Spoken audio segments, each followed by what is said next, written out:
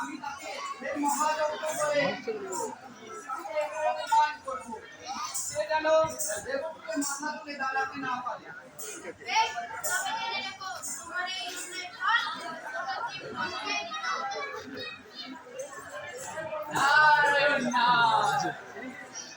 প্রভু, তখন যে মহাযজ্ঞের আয়োজন করেন,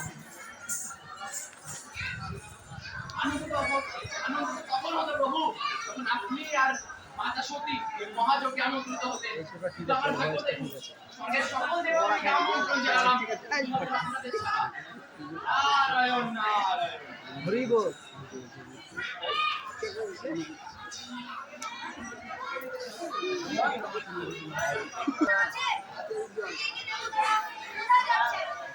নারায়ণ নারায়ণ। তেমন কিছু না, মহাদেবের সাথে সাক্ষাৎ করতে এসেছিলাম। আমি তো ঠিক জানি না মাতা, আপনার পিতা এক মহাযজ্ঞের আয়োজন করেছে শিব ছাড়া। নারায়ণ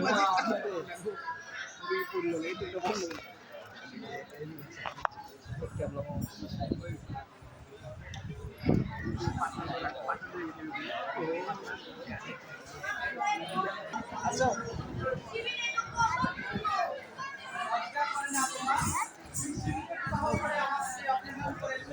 তারপরে কিবার আশা করা যায় এক হিন্দুদের সহধর্মিণী হিসেবে?